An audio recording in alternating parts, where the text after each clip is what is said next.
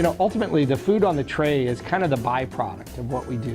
The product that we're supposed to produce in child nutrition today in America is to put healthy kids in front of educators ready to learn. That's the product. By being involved in growing of the food that they eat in the cafeteria, these kids will be more likely to try different vegetables and enjoy them. Eggs, you saw the eggs inside there? Where do they come from? Chickens! Chickens! All right, all right. Fresh, baked from scratch biscuit, fresh eggs, sausage, and USDA commodity cheese. Apples, grapes, celery with cheese spread on it, green beans and squash, things that are very good for them. So often kids will say, there's nothing good to eat for lunch. Well, here at Memphis City Schools, we serve restaurant quality mixed field green salads every day. The message that it sends kids is that it's important to eat healthy and not to wait till you're my age and say, hey, I've got health problems, I need to start eating better. My name is Tony Geraci. I'm a chef. I was born and raised in New Orleans. I grew up in a city that fortunately names its highways after chefs, so there was never a doubt of what I was going to become, you know. I got involved in child nutrition kind of by accident a few years back, over a decade ago. The school district that I raised my children in came to me and said, look, we don't want to be a chicken nugget factory anymore. And I thought, school lunch, how hard could it be? Well, as it turns out, it's very hard. This is the most regulated industry on the planet with the fewest resources to deliver the highest standards. So how do you do that? You've got to be innovative. You've got to think outside of the box. You've got to look for nutritionally dense proteins, fruits, vegetables that are easily applied in a school menu that is affordable. I'm Dina Owens, Communications Manager for the Memphis City Schools. And today I want to tell you a little bit about how we got started with trying to focus on nutrition in the city and our school system. We are familiar with the effort that Michelle Obama has made, trying to make sure that everybody understands that children and nutrition, good nutrition, go together. And that helps everybody. It helps our academic success, and it helps the children to be able to succeed when other measures have not really worked. We're kind of done with feeding our kids carnival food, all right? We think that it's important that they get real food. Look, they can get chicken nuggets anywhere, right? Mr. Tony Geraci is one of the top experts in the country that Memphis, Tennessee was fortunate enough to acquire. He's here with Memphis City Schools, and he's begun a Breakfast in the Schools program that's like no other in the nation. It's the fastest growing program in the nation of its type. We try to do this thing really simply. We have 4 principles. So the food has to really look good, it's got to taste good, it's got to be good, and it has to be executable. We've got to be able to provide these meals for all of the kids. So what do we want to do? So our goal here was, one, to start a teaching demonstration garden site at Grandwood Elementary School that has components of 7 different types of gardening sites.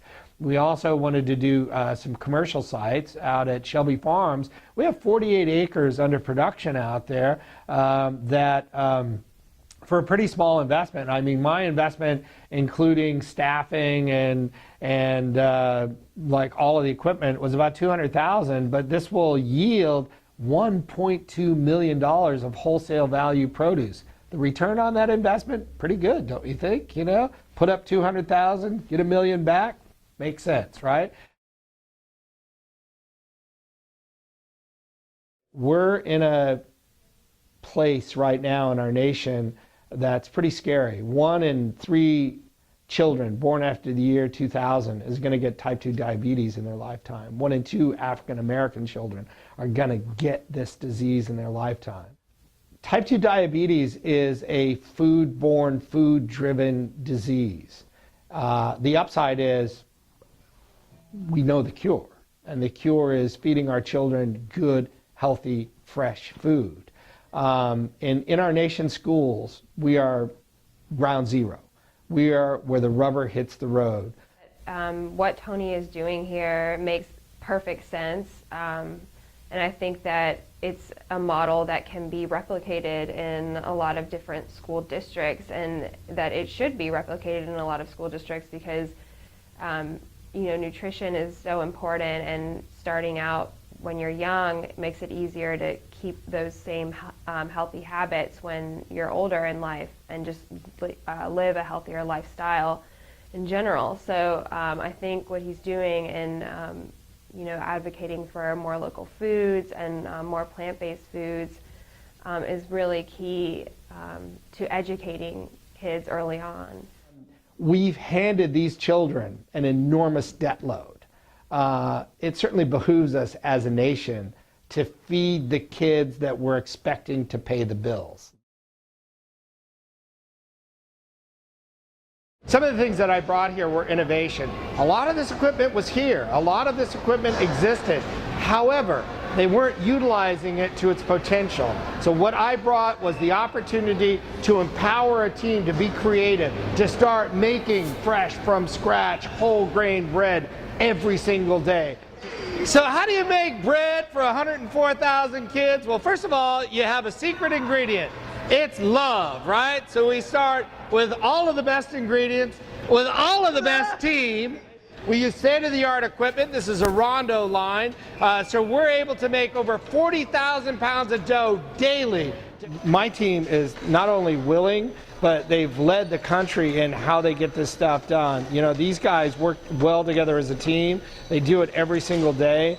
They've come up with the innovation that makes all of this possible. But it's about empowerment. It's about empowering the people that you work with to do the great things that need to get done.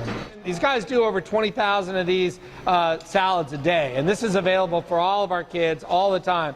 We make cookies here, but they bake those cookies in school. And by the way, the cookies that we make are half the fat, half the sugar, half the sodium, all whole grain, with things like real chocolate instead of synthetic things. Not a lot, but enough to give it flavor. To our kids, they bite into it, it's a cookie, all right? We're working with Form Plastic, a Chicago-based company that helped to develop all of this. They manufacture all of the equipment and the packaging.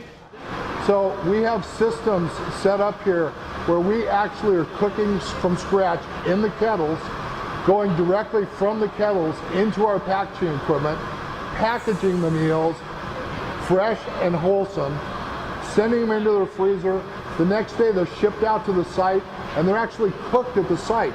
They're not being re-cooked, they're not being reheated, they're actually being cooked fresh at the site.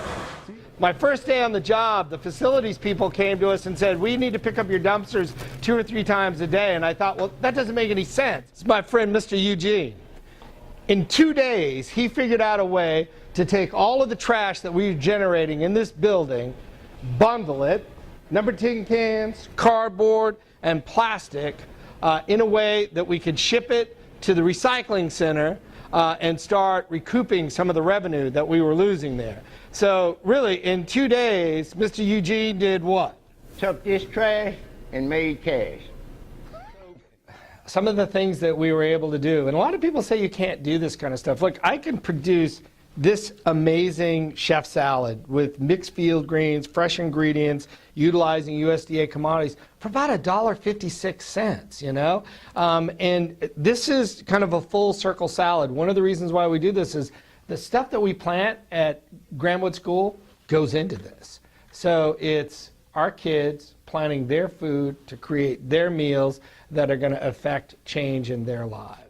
I happen to run a $72 million a year food business. You know, that's significant. I'll spend $40 million in food purchasing. Why wouldn't I spend that $40 million or as much of it as possible within my community? That money's going to flip 4 or 5 times before it leaves town. So the $10 million that I'm spending this year, that has a $50 million a year economic impact. That's huge. It makes a difference. It creates jobs. My name is Jim Townsend. I'm the director of Urban Farms and Urban Farms Market. About 2 years ago, we started a 3-acre farm in a impoverished neighborhood of Memphis, which is called Binghampton, and it's a food desert. We opened a corner market and grow our own produce in the neighborhood. When Tony came to town and we found out his story and his wanting to build farms on inner city schools, it was just a fulfillment of what we were doing. And the most recent result is this farm that we built literally in a day here at the campus of Grahamwood School. We've integrated our school garden projects and our farm to school projects we've offered it up to all of our schools. We want our kids to experience nature firsthand, get their hands dirty.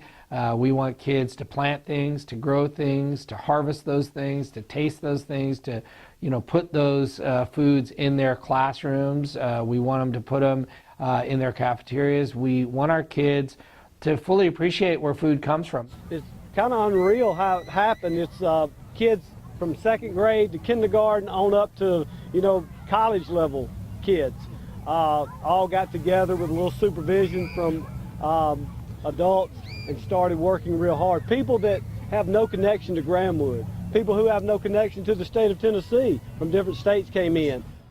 Hi, my name is Lauren Bangaster. And I'm Ben Townsend. And we are farmers here getting the Grahamwood Elementary School farm up and running.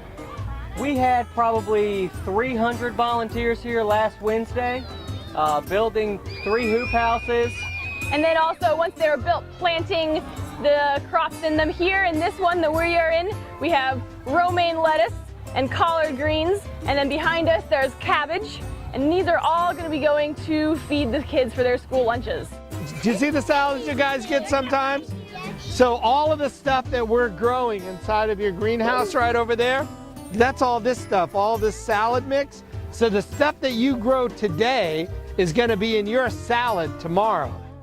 Look, you can talk till you're blue in the face about the virtues of good food, organic food, fresh food, local food, but until you see a kid walk down a tomato row that he or she planted, and they're plucking a cherry tomato off of a vine still warm from the summer sun, and they pop it in their mouth and they feel that flavor explosion go off. I mean, that's a moment you can't teach in a book.